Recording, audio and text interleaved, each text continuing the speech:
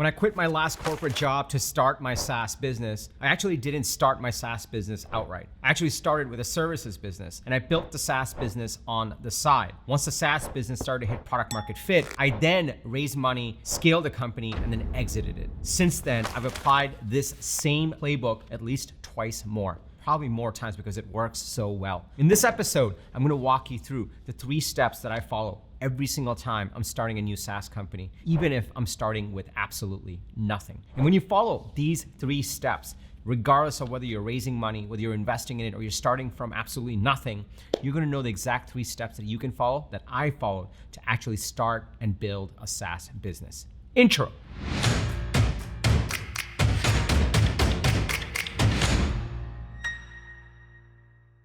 What's up, everybody? Welcome to Unstoppable. I'm TK, and on this channel, I help SaaS founders like you grow your SaaS businesses with an unstoppable strategy. Now, if you're new to this channel, welcome. I drop an episode every single Sunday with actionable strategies and tactics from the trenches. So if you're new, be sure to hit that subscribe button and that bell icon. That way you'll get notified every single time I drop an episode with the TK energy.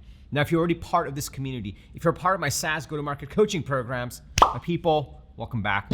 It's really awesome to see you over here. At the time of this recording right now, I've started and exited 2 SaaS companies. My last SaaS company, Toutapp, was a pioneer in the sales engagement space. I built it, I scaled it, I exited it. Since then, I've also started 2 additional SaaS companies, both of which have hit product market fit and are generating revenues. And I have a 3rd company that's at the pre-revenue stage that we're incubating right now. For each of these companies, even the company that I first started when I had absolutely nothing, I followed these 3 principles. These 3 principles have served me well to start SaaS businesses from absolutely nothing. So if you're excited to dig in to the first principle and the exact way that I start SaaS companies, go ahead and smash that like button for the YouTube algorithm. Let's dig right into this playbook. So principle number 1, and this was something that was super important for me when I was first starting out, was to understand there's a difference between SaaS companies and consulting companies. This is super important to me because I see so many gurus out there that are talking to newbies, to pre-founders, probably like you,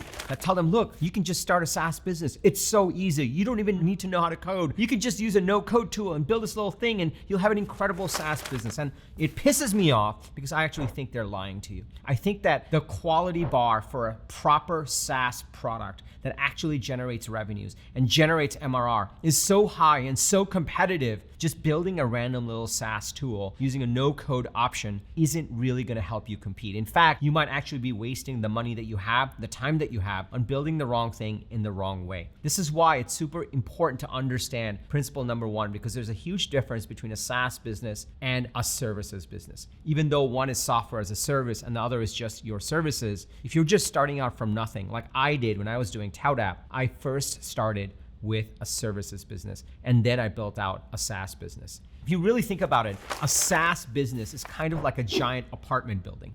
You're building out an apartment building, you gotta set the foundation, you gotta build up the framework, you gotta make sure it's 30 stories, and you wanna make sure that you can actually rent it out to as many people as possible. You'll need a management company, you'll need a construction company, you'll need all those things to properly build up that infrastructure. That's what truly a SaaS business is. And in this channel, with all the founders I work with, and even the pre-founders who've gone from an idea to revenues, that's exactly what I teach. If you're just starting out and you're like, look, TK, I don't have any money to invest in a brand new SaaS product. I don't have any money to invest in building this apartment building, then you might be doing yourself a disservice by starting with a SaaS company. And that's an important lesson that I learned when I first started out as a founder. On the other side, take a consulting company that you just started. If you're already an engineer, a consulting company might be doing freelance coding work. If you're not an engineer, a consulting company might be doing some sort of services that you're offering where you're trading money for time. Consulting business, when you're starting off, is more like a lemonade stand. A lemonade stand is something where you can just put up a stand anywhere.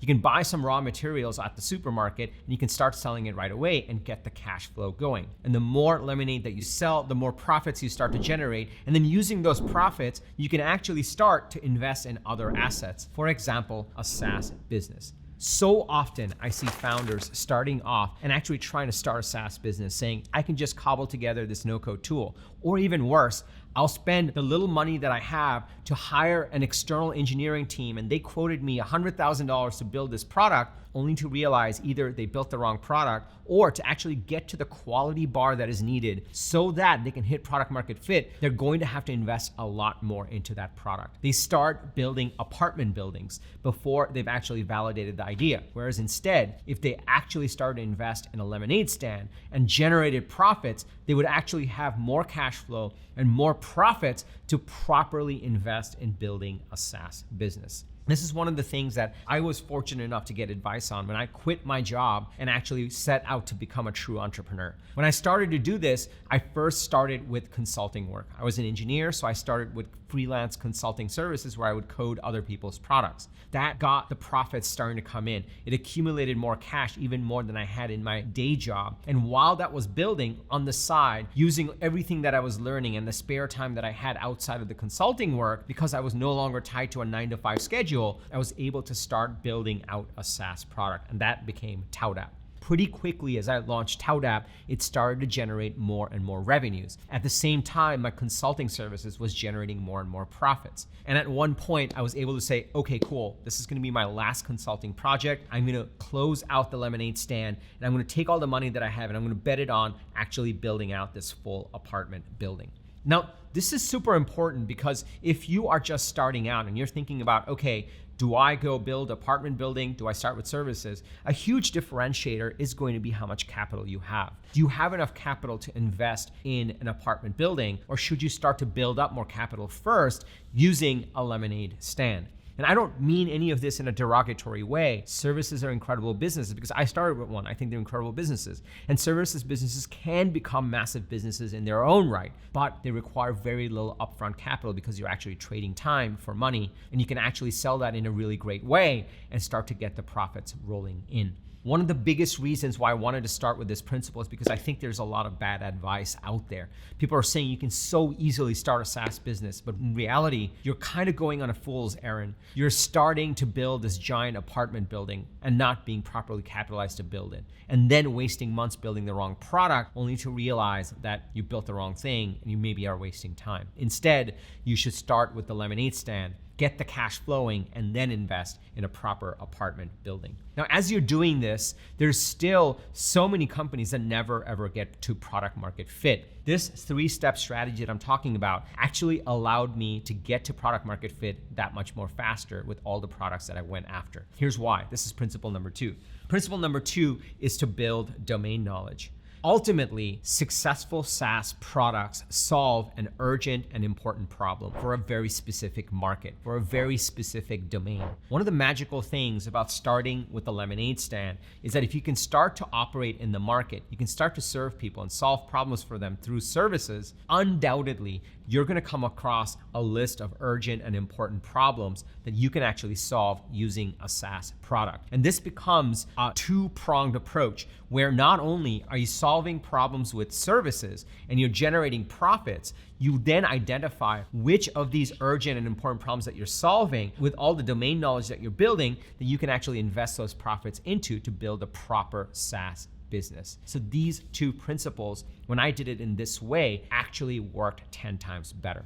There's a little story that a lot of people don't know about. When I was quitting my job, I was actually working on a different SaaS product. It was called BrainTrust, and no one ever heard of it because it never hit product market fit. As I got into it, I started doing more consulting, and as I was doing more consulting, I was actually exploring more problems, and that's when I actually built ToutApp. ToutApp originally, the first version of it, was built over the course of a weekend. And the reason I was able to build it so quickly was because I took all the sales pages and the billing workflow, and a lot of these things you had to build from scratch back in those days, and I just converted it to the ToutApp idea, and I launched it over a weekend, and it started generating revenues right away. And the reason it happened so quickly is not because I'm such a genius, it's because I was building a product that actually solved an urgent, important problem tethered to the domain knowledge that I was acquiring from the lemonade stand that I started with. And I was able to take the profits from the lemonade stand and the time that I bought back for myself and invest it into this SaaS business. And then it took off.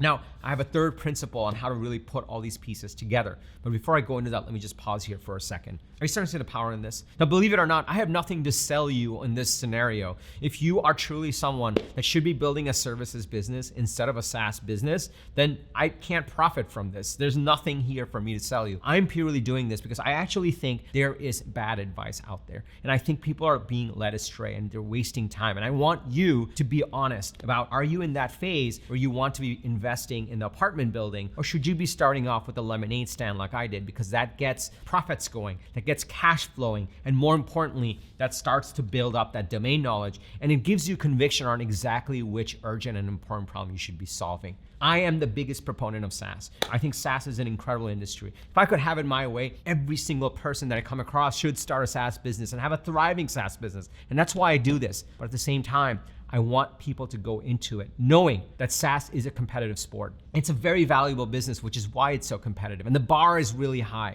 The world does not want more shitty SaaS software. They want quality SaaS software. And that's why I want people to really, really be honest with themselves on what should I spend my time on? How do I capitalize myself so that I can focus on the right important urgent problem so that I can build incredible SaaS companies?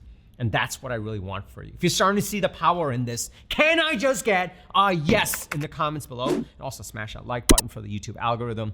It just loves it when you do that. Now, let's go to principle number 3. Principle number 3 is my MGP framework.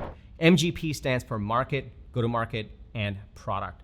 Now, let's just assume that you're in that stage where, you know what, TK, I'm good on the lemonade stand. I've got my profits. I'm ready to invest in a proper SaaS business. And let's just pretend for a second, you know what, I have enough domain knowledge. I have a few ideas on the urgent and important problem that I want to solve. Now what do? I want to actually be successful in building a SaaS company. Well, pull up a chair. Now we're talking. And now I'm super excited for you.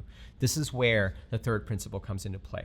Now, here's where most founders go wrong. And even me, when I was doing Brain Trust, I went wrong. I started with the product. I had so much conviction around the problem. I was like, I know exactly what this needs to be. And so I just started coding. And I was an engineer, so it was easy for me to start coding, even on nights and weekends.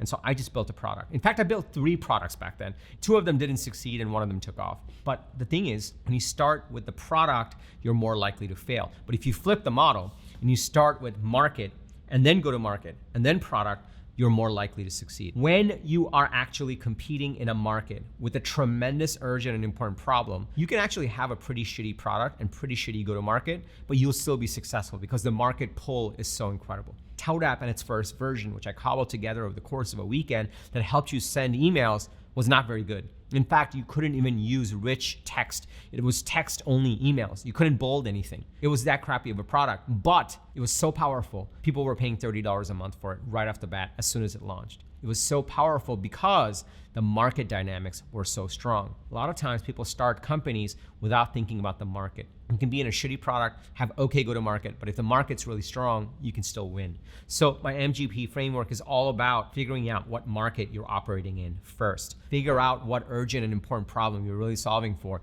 which specific customer you're really solving for. Once you've done that, then don't build a product yet, do the go-to-market. Actually talk to 100 people in that market and validate that this is an actual urgent, important problem. Figure out if they're willing to actually try a product that solves this problem. Figure out if they're willing to pay for it. Figure out if there's a way to actually cut through the noise and sell this in the marketplace before you build the product. Once you've done those 2 things, you will come away with a lot more insight into exactly what you're solving for. And then you get into product. And at that point, you're actually fulfilling demand. Your market and go-to-market thesis helps you build up that demand. And then you'll have a list of people that are like, hey, I want this. When can I sign up? And then you can actually build the product exactly to what they want and start to generate revenues right away. For the times where I've built products where they started generating revenues right away, I started with market, then went to go to market, and then went to product, which is why by the time I launched, they started generating revenues. It wasn't by accident. It wasn't because the product was so incredible, although they were pretty damn good, but it was because I had done the market first, then the go to market, and then the product in that order. So to recap, if you want to start a SaaS business from nothing, like I did, here are the 3 principles you absolutely need to know. Number 1, figure out if you're ready to invest in a SaaS product, an apartment building, if you will, or if you're better off starting with a lemonade stand, generating profits, acquiring the domain knowledge, and then investing in an apartment building, which is a proper SaaS product. Number 2, figure out if you've got the right domain knowledge if you don't acquire it. By doing the services business, the lemonade stand, you can actually learn a ton about your target market, solve problems for them, and figure out what is the urgent and important problem that you should be solving. On top of that, you're charging for it, so you're getting paid to do this market development. And once you do that, follow my MGP framework: market, then go to market, and then product. Talk to 100 of these people through your go-to-market machine. Start a mini one. Start engaging with them. Use those conversations to validate that this is a real problem. Develop your value proposition, and then start to build out the product based on what their inputs are. And then by the time you launch, you'll already have paying customers. And that's the power of this. So now you know the 3 steps that I follow. And this is not just once that I did it. This is multiple times I've used this framework, and it's worked so well for me. I wanted to share this video. There's so much bad information out there for beginners. They're just trying to sell you on like, oh, just start this no-code thing. And I truly, honestly believe that doesn't make for a great SaaS product, for a true SaaS business. And a lot of people lose a lot more money on it. So I want you to be honest about it and make sure you're building truly great SaaS products and SaaS businesses. So now you do the 3 steps that I recommend when you're starting a SaaS business, on how I started a SaaS business from nothing. What you may not know is, okay, TK, if I'm ready to actually build out the SaaS product, how do I know if it's an urgent, important problem? How do I figure out the value prop? How do I actually go to market? How do I test the market? This is why I created my 10-point SaaS business checklist. It's completely free. Just go to tkcater.com/SaaS-checklist. tkcater.com/SaaS-checklist. Or I'll also link to it below so it's easy for you to access. It's completely free, and inside of it, I give you the 10 questions you should ask yourself to actually stress test whether what you're building is truly valuable in the market. And on top of that, you can figure out if you should be investing in an apartment building or you should be starting with a lemonade stand.